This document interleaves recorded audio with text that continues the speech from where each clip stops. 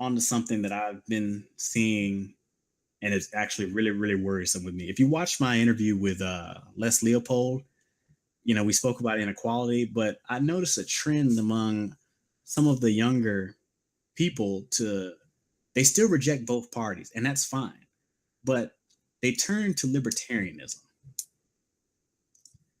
And I'm not sure if it's 100% true. We already know that, the media organizations, they actually do manipulate the polling, because if you look at the polling, a lot of times the polling matched the fraudulent results. So there's no way that that could happen without some sort of collusion there with the polling agency kind of manipulating the polling information.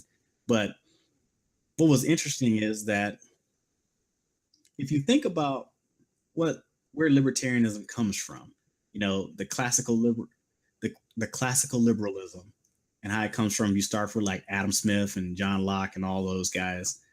Like, there really are like the original neoliberals.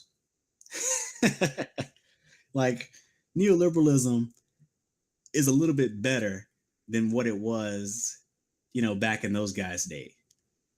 So they were coming out of feudalism, and because of where they came from was bad, what they moved into with capitalism definitely looked good by comparison. But, human society has progressed in some cases and regressed in some cases since then, right? So now that has kind of matured and ran its course.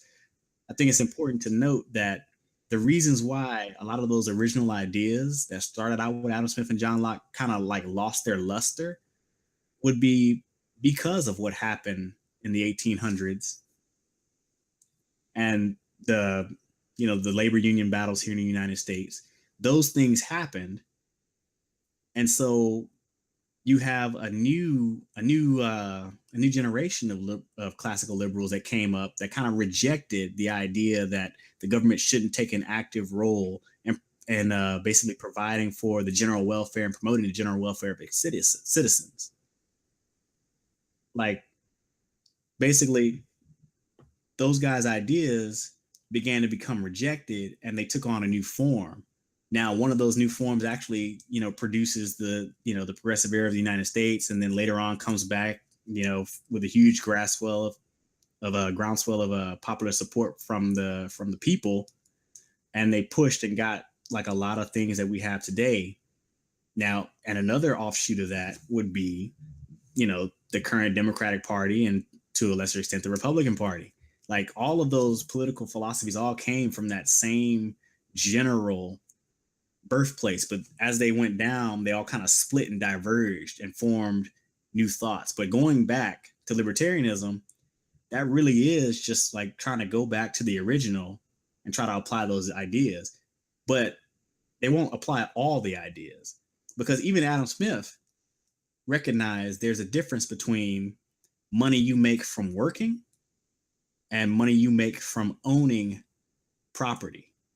He can actually distinguish between the two. And he felt that money you make from owning property actually should be taxed higher than money you make from working, because he felt that production from labor was super important, and production from land that you just owned without actually working it to produce anything was less important. Now, if you extrapolate that out to today, that would mean like people who work on, Wall Street and all that, they probably shouldn't make more than everybody else. They probably shouldn't make more than teachers or firemen or people that work in a machine shop or janitors or mechanics. They probably shouldn't make much more than them. And they definitely shouldn't have the tax advantages that they have in America today. But outside of a philosophical debate, because I can go on all day about that, it doesn't make any sense to me.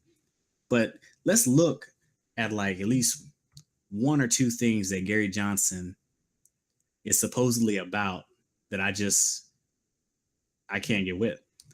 The one thing that pops into my mind is he wants to eliminate the income tax and just institute a flat tax.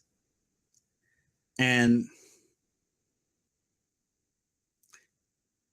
first off, I want to state that it is impossible to do such a thing.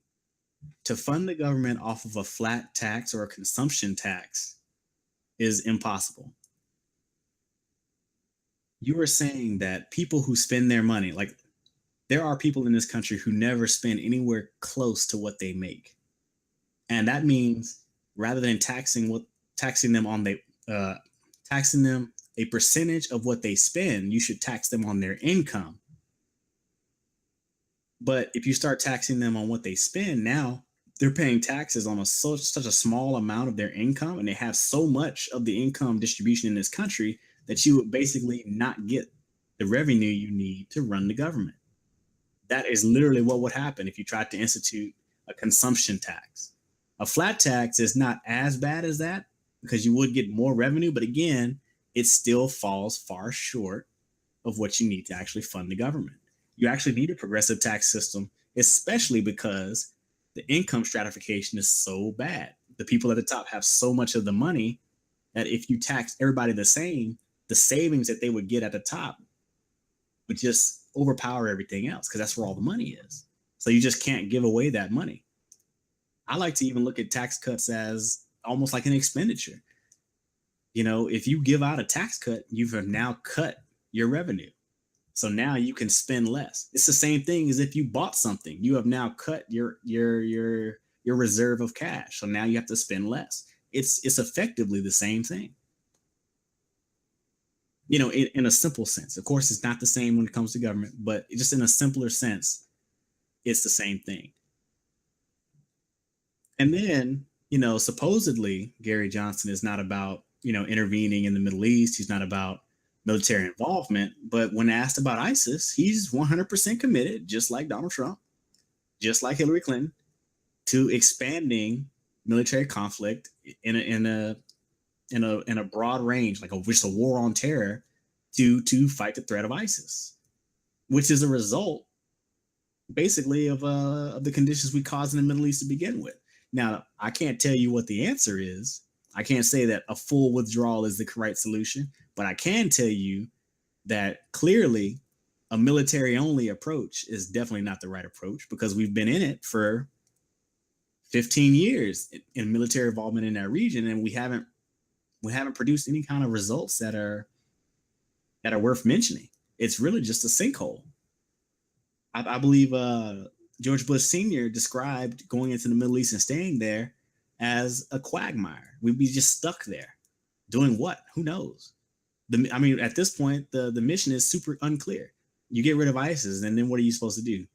How is that possible? I don't know. I can't answer those questions. But I will tell you one thing: a military only approach is probably not the approach we need to be taking.